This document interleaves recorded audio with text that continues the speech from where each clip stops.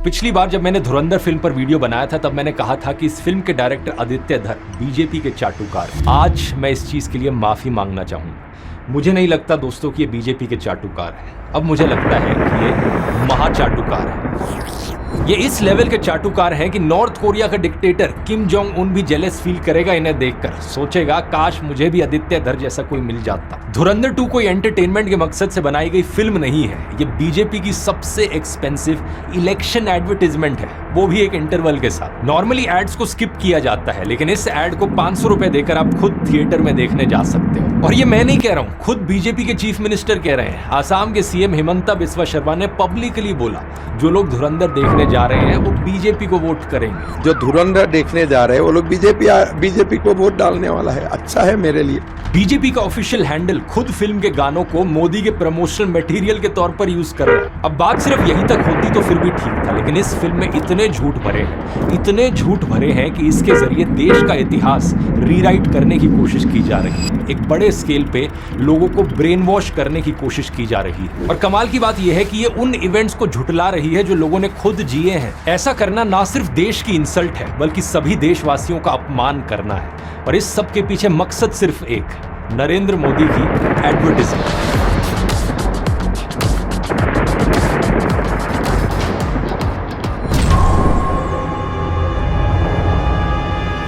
हर अच्छी एडवर्टाइजमेंट में दोस्तों एक डिस्क्लेमर होता है। वो छोटे छोटे अक्षरों वाली लाइन जो स्क्रीन के नीचे फ्लैश होती है, जिसे कोई पढ़ता नहीं, या फिर वो तेजी से पढ़े जाने वाली line, investment subject to market risk. Dhurandhar का डिस्क्लेमर भी कुछ ऐसा ही है। फिल्म कहती है कि ये एक फिक्शनल वर्क है इंस्पायर्ड बाय रियल इवेंट्स, और कहा जाता है आपसे कि any resemblance to actual persons is purely coincidental. ये कहना ही अपने आप में एक साफ झूठ है। मतलब आप नरेंद्र मोदी का असली चेहरा और असली फुटेज इस्तेमाल करोगे, दाऊद इब्राहिम और बाकी गैंगस्टर्स का असली नाम यूज करोगे और फिर कहोगे कि ये तो सब इत्तेफाक है। ऐसे तो मैं भी कह दूं ये कार्टून शेयर करके कि ये फिक्शनल वर्क है inspired by real life events, और अगर आपको किसी का भी चेहरा मिलता जुलता लग रहा है किसी से, ये सिर्फ इत्तेफाक की बात है, प्योरली कोइंसिडेंटल। असलियत में ये डिस्क्लेमर एक लीगल चीट कोड है और इसी की आड़ में ऑडियंस को मैनिपुलेट किया जाता है ताकि आपको पता ही ना चल पाए कि सच्चाई कहां खत्म हुई और इमेजिनरी कहानी कहां से शुरू हुई। यहाँ लिखी गई है फ्रेश टमेटो केचप। सो ऐसा लग सकता है कि ये फ्रेश टमेटो केचप है, लेकिन अगर आप पैकेज को घुमाओ ये सिर्फ ब्रांड नेम है and does not represent it's true nature. किसी भी एड का सबसे पावरफुल टूल यही होता है,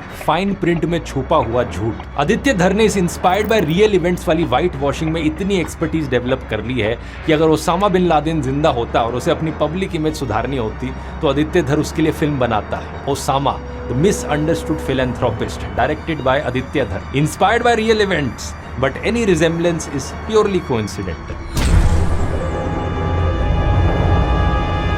हर स्मार्ट एड अपना प्रोडक्ट बेचने से पहले ऑडियंस का मूड सेट करती है। परफ्यूम एड्स में रोमांटिक म्यूजिक बजता है, कार एड्स में खुली सड़कें दिखती हैं, और बीजेपी की इस एड में मुसलमानों को बारबैरिक दिखाया जाता है। फिल्म के शुरू में ही एक सीन है जहां पाकिस्तान में एक सिख आदमी को फेक ब्लास्फेमी चार्जेस पर जिंदा जला दिया जाता है। मॉब जो वहां मौजूद है वो सर तन से जुदा के नारे लगा रहा होता है। पॉइंट ये नहीं है कि पाकिस्तान में असल में ऐसी घटनाएं होती हैं या नहीं, पॉइंट ये है कि अगर बीजेपी की एडवर्टाइजमेंट करनी है तो उसमें मूड सेट हिंदू मुसलमान के बीच नफरत फैलाकर ही किया जाएगा। क्योंकि इस सीन को अगर आप फिल्म से निकाल भी देते तो उससे स्टोरी लाइन पर कोई फर्क नहीं पड़ता, कैरेक्टर डेवलपमेंट पर कोई फर्क नहीं पड़ता। ये सीन उतना ही अनइम्पॉर्टेंट है जितना फिर हेरा फेरी फिल्म में डोमिनोज पिज्जा वाला सीन। वहां पर सिर्फ उसे इस पिज्जा ब्रांड को प्रमोट करने के लिए ऐड किया गया था और यहाँ पर सिर्फ नफरत प्रमोट करने के लिए। साइकोलॉजी में इसे इमोशनल प्राइमिंग कहा जाता है। पहले इमोशन जनरेट करो, फिर उस इमोशन के ऊपर अपना नैरेटिव बनाओ। ये टेक्निक ऐसी है जैसे कोई हलवाई पहले आपको एक तीखी मिर्च खिलाए, इतनी तीखी ताकि बाद में जो भी प्रोपेगेंडा परोसा जाए वो सीधा हजम कर ले। अब देखिए फिल्म की सबसे मजेदार प्रोपेगेंडा ट्रिक। धुरंधर 2 के विलेंस की जिम्मेदारी सिर्फ विलन बनने की नहीं है, इन बेचारों को हर सीन में मोदी की तारीफ भी करनी पड़ रही है। दाऊद इब्राहिम का कैरेक्टर कहता है जब से ये चाय वाला आया है हमारे लोगों में डर बढ़ गया है। सोच कर देखो, इंडिया का मोस्ट वांटेड गैंगस्टर बैठकर प्रधानमंत्री की इफेक्टिवनेस का रिव्यू दे रहा है जैसे ये वो कोई स्विगी डिलीवरी ड्राइवर हो। 5 स्टार्स, बहुत इफेक्टिव, हाईली रेकमेंडेड। वाह मोदी जी वाह। लेकिन सीरियसली ये प्रोपेगेंडा टेक्निक कितनी शातिर है इसे समझना जरूरी है। अगर फिल्म का हीरो मोदी की तारीफ करता तो उससे ज्यादा असर नहीं पड़ता, लेकिन अगर फिल्म का सबसे बड़ा विलन मोदी की तारीफ कर रहा है तो ऑडियंस अलग लेवल पर कन्विंस्ड होती है। इमेजिन करो अगर एवेंजर्स में थैनोस कहता, अरे ये स्पाइडरमैन को जब से मैंने देखा है ना, तब से तो मेरे हाथ कांपने लगे हैं। आपके दिमाग को ऑटोमेटिकली लगने लगता कि स्पाइडरमैन सबसे पावरफुल हीरो है एवेंजर्स। हालांकि ऐसी लाइनें विलन से बुलवाना बहुत ही स्टूपिड चीज है, अजीबोगरीब लगती है, लेकिन at the end of the day याद रखिए इस फिल्म का मकसद हमजा को बेचना नहीं है, बल्कि मोदी को बेचना है। एक चीज नोटिस किया आपने, मैंने इस वीडियो में जो भी कुछ आपको अभी तक बताया है, ओपनिंग हुक से लेकर एक के बाद एक एविडेंस प्रेजेंट करना, सब एक सिंगल स्टोरी लाइन, इसके पीछे भी टेक्निक्स इन्वॉल्व है। बस फर्क यह है कि आप इन टेक्निक्स को किस काम में लगाते हो, झूठा प्रोपेगेंडा फैलाने के लिए या जनता तक सच पहुंचाने के लिए। एडवर्टीजमेंट की दुनिया में हर एक एड एजेंसी को क्लाइंट एक ब्रीफ देता है। अच्छी एजेंसीज उस ब्रीफ को सटल तरीके से एग्जीक्यूट करती हैं कि ऑडियंस को पता ना चले कि उन्हें क्या बेचा जा रहा है, लेकिन आदित्य धर की एजेंसी ने इस चीज को सीधे सीधे दिखा दिया। फिल्म में 2014 में नरेंद्र मोदी की ओथ सेरेमनी दिखाई जाती है, वो भी रियल फुटेज के साथ। उसी वक्त एक ISI से जुड़ा मेजर इकबाल अपने घर आता है और उसके पिता उसे कहते हैं कि तूने तो बोला था इस बार तेरी मर्जी के लोग इलेक्शन जीतेंगे, तूने अमेरिकन के डॉलर्स भर भर के इंडिया के NGOs, मीडिया, यूनिवर्सिटी, सोशलिस्ट सबको दिलवाए, लेकिन फिर भी वो लोग जीत गए। अब वैसे तो ये डायलॉग ISI ऑफिसर ने बोला है, लेकिन अगर यही डायलॉग न्यूज चैनल पर बैठा कोई बीजेपी स्पोक्स पर्सन बोल रहा होता तो आप फर्क नहीं बता पाते, क्योंकि ये फिल्म लिटरली ISI ऑफिसर्स के मुंह से संबित पात्रा के टॉकिंग पॉइंट्स बुलवा रही है। विदेशी ताकतें भी ऐसी हैं जिनकी आंखों में वो खटक रहे हैं। नमस्ते, बिस्कुट खाओ। आदित्य धर ने यहाँ पर व्हाट्सएप फॉरवर्ड्स को अपना सिनेमैटिक यूनिवर्स दे दिया है। अगर फिल्म के शुरुआत में ये इंस्पायर्ड बाय रियल इवेंट्स की जगह इंस्पायर्ड बाय व्हाट्सएप फॉरवर्ड्स लिखता तो ज्यादा सच होता। इस चीज को रियलिटी से मैच करके देखो।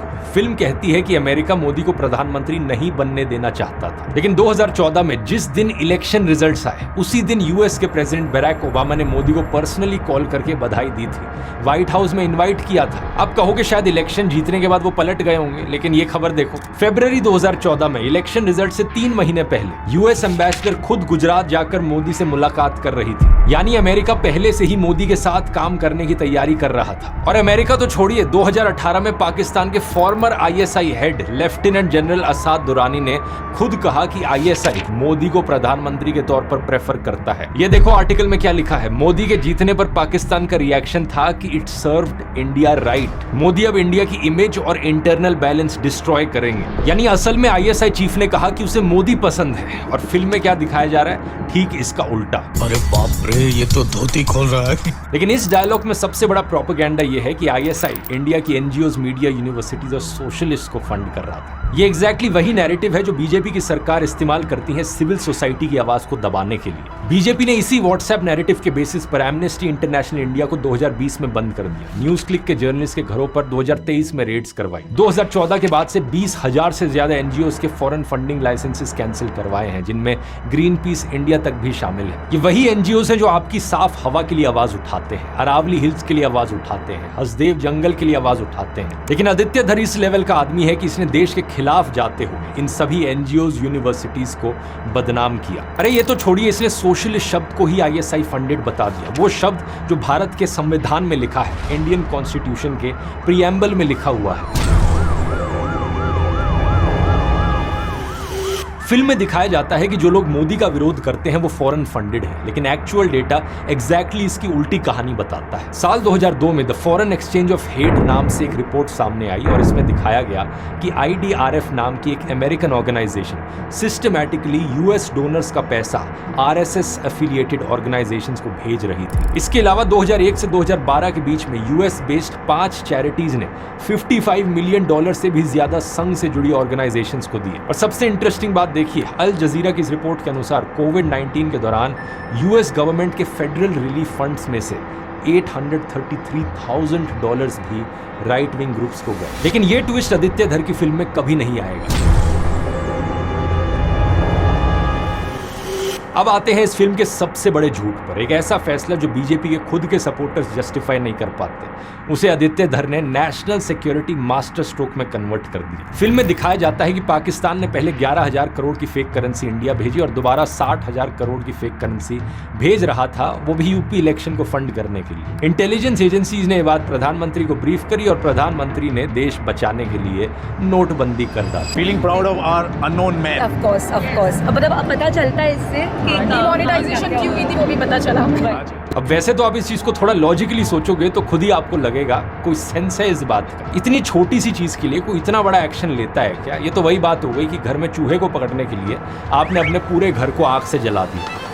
सच बात यह है कि आरबीआई की 2017-18 की एनुअल रिपोर्ट के अनुसार डीमोनेटाइज किए गए 15.41 लाख करोड़ रुपयों में से 15.31 लाख करोड़ रुपीस वापस आ गए थे, यानी कि 99.3% नोट्स बैंकिंग सिस्टम में वापस आ गए थे एक साल के अंदर अंदर। और ये देखिए, आरबीआई ने कहा कि उस साल उन्होंने सिर्फ 43 करोड़ रुपीस की फेक करेंसी डिटेक्ट करी। सिर्फ 43 करोड़ रुपीस, यानी कि फिल्म में दिखाए हुए 60,000 करोड़ रुपए, 11,000 करोड़ रुपए, ये सिर्फ आदित्य धर की बनावटी कहानियां हैं। National bureau of economic research की स्टडी के अनुसार डीमोनेटाइजेशन ने इंडिया की इकोनॉमिक एक्टिविटी को नवंबर-दिसंबर 2016 में कम से कम 3 परसेंटेज पॉइंट्स कम कर दिए। इंडिया के जीडीपी पर इसका बहुत बुरा असर पड़ा, जिसका इंपैक्ट अगले कई सालों तक दिखता रहा। एटीएम लाइंस और कैश क्राइसिस की वजह से कम 80 से ज्यादा लोग मारे गए। कोई बैंक्स के बाहर लाइन में खड़ा खड़ा गिरकर मर गया तो कोई एटीएम के पास हार्ट अटैक से मर गया। बैंक एम्प्लॉयज ओवरवर्क से मारे गए। कोई हॉस्पिटल में इलाज नहीं करवा पाया क्योंकि कैश नहीं था। बाहर आने के कारण इन्होंने डॉक्टरों के पास दिखाया, लेकिन कोई भी डॉक्टर 500,000 के नोट देख करके किसी ने भी कोई ट्रीटमेंट नहीं करा। ये सब लोगों ने अपनी आंखों से होते हुए देखा। बीजेपी के कट्टर सपोर्टर्स भी इसे डिफेंड नहीं कर पाते और आदित्य धर इसे अपने पौपा की महानता बता रहे हैं। सच बात तो यह है कि अगर सही में मोदी ने इस कारण से नोटबंदी करी होती तो इसका क्रेडिट लेने सबसे पहले वो आगे खड़े होते। मतलब सोचकर देखो, जिस इंसान ने वॉर नहीं रुकवाई वो वॉर रुकवाने का क्रेडिट ले रहा है।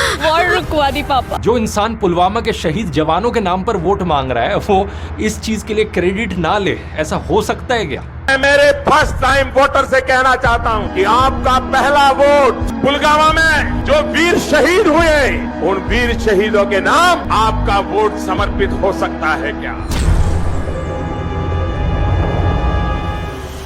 पतंजलि के गुलाब शरबत बॉटल में लिखा ही नहीं है कि कितना शुगर है, लेकिन उनके वेबसाइट में लिखा है 99% शुगर है। किसी भी ऐड की सबसे पावरफुल टेक्निक इस चीज में नहीं होती कि आपको क्या दिखाया जा रहा है, बल्कि इसमें होती है कि आपसे क्या छुपाया जा रहा है। इसलिए नोटिस करने वाली बात यहाँ ये है कि आदित्य धर अपनी इस प्रोपेगेंडा फिल्म में आपको क्या नहीं दिखाते। 25 दिसंबर 2015 प्रधानमंत्री मोदी ने पाकिस्तान का सरप्राइज विजिट किया। ये इंडिया के किसी भी प्राइम मिनिस्टर की 10 साल बाद पाकिस्तान यात्रा थी। इससे पहले सिर्फ प्रधानमंत्री अटल बिहारी वाजपेयी 2004 में पाकिस्तान गए थे। मनमोहन सिंह अपने 10 सालों के कार्यकाल में कभी पाकिस्तान नहीं गए। नवाज शरीफ के घर पर दोनों लीडर्स ने करीब 90 मिनट बैठक की और साथ में खाना खाया। फिल्म में ये आपको नहीं दिखाया गया है क्योंकि ये फिल्म के नैरेटिव के खिलाफ जाता है। जो प्रोडक्ट आपको बेचने की कोशिश की जा रही है उस प्रोडक्ट के खिलाफ जाता है। इसी विजिट के 8 दिन बाद 2 जनवरी 2016 को पठानकोट एयरफोर्स स्टेशन पर टेरर अटैक होता है। पाकिस्तान से आए आतंकवादियों ने इंडियन आर्मी की यूनिफॉर्म्स पहनकर बेस पर हमला किया। 7 इंडियन सिक्योरिटी पर्सनल शहीद होते हैं। ये कहानी भी आपको फिल्म में नहीं मिलेगी क्योंकि इस एड कैंपेन में फिट नहीं होती। इसी तरीके से है फरवरी 2019 में पुलवामा हमला। 40 से ज्यादा सीआरपीएफ के जवान शहीद हुए।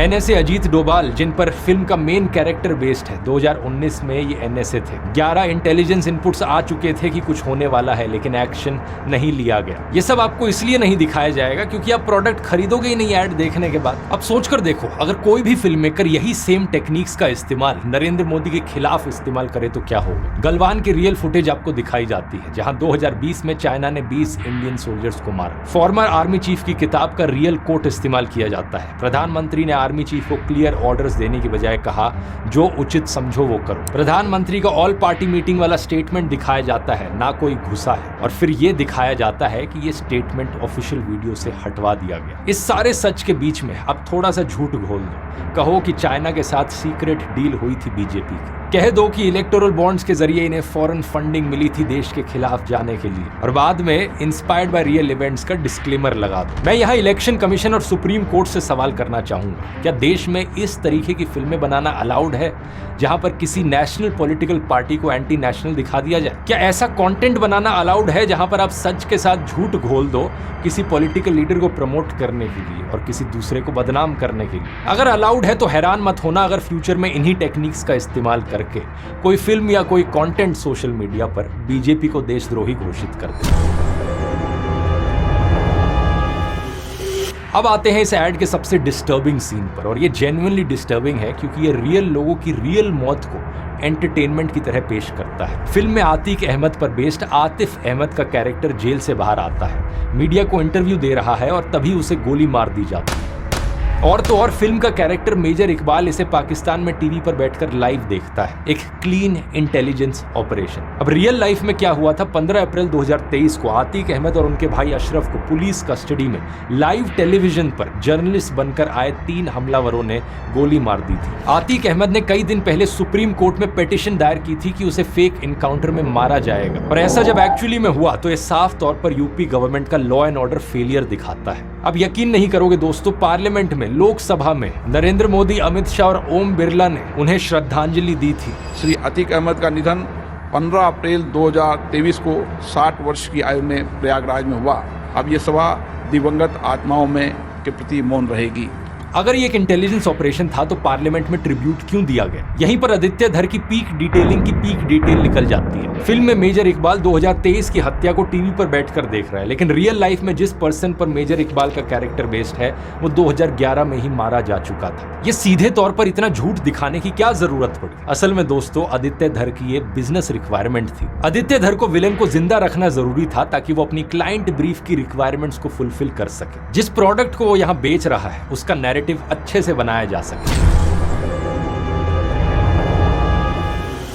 यही है इस फिल्म की असलियत दोस्तों। ये फिल्म ना सिर्फ भारत के इतिहास को रीराइट करने की कोशिश है, बल्कि ये आपकी जिंदगी को रीराइट कर रही है। जब कोई फिल्म 1947 के बारे में झूठ बोलती है तो वेरीफाई करना मुश्किल होता है, क्योंकि उस दौर में आप जिंदा नहीं थे। लेकिन 2016, 2019, 2023 ये सब आपकी आंखों के सामने हुआ है। आपने एटीएम के बाहर लाइनें देखी हैं, पुलवामा हमले की सच्चाई देखी है, और ये फिल्म अब आपसे कह रही है कि जो आपने देखा है वो सच नहीं था। असलियत में नोटबंदी एक मास्टर प्लान था। असलियत में यूपी इलेक्शंस पाकिस्तान हार रहा था। असलियत में कस्टोडियल किलिंग एक इंटेलिजेंस ऑपरेशन था। साइकोलॉजी में इसे गैस लाइटिंग कहते हैं, जब कोई आपको कन्विंस करने की कोशिश करे कि आपकी अपनी मेमोरी गलत है, आपने अपनी आंखों से जो देखा वो सच नहीं था। और जब ये गैस लाइटिंग बड़े स्केल पर हो, बड़े पर्दे पर हो, लाखों लोगों के साथ हो, ये सिर्फ एक फिल्म नहीं रहती, ये एक हथियार बन जाती है।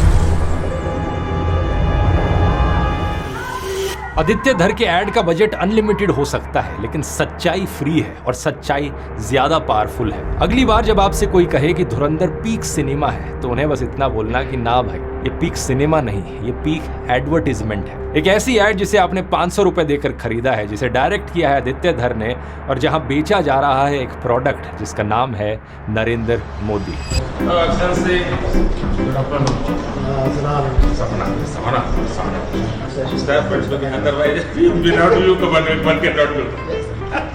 बस दिक्कत यह है कि ऐड कितनी भी महान बना लो, अगर प्रोडक्ट में दम नहीं होगा ना तो काम नहीं बनेगा।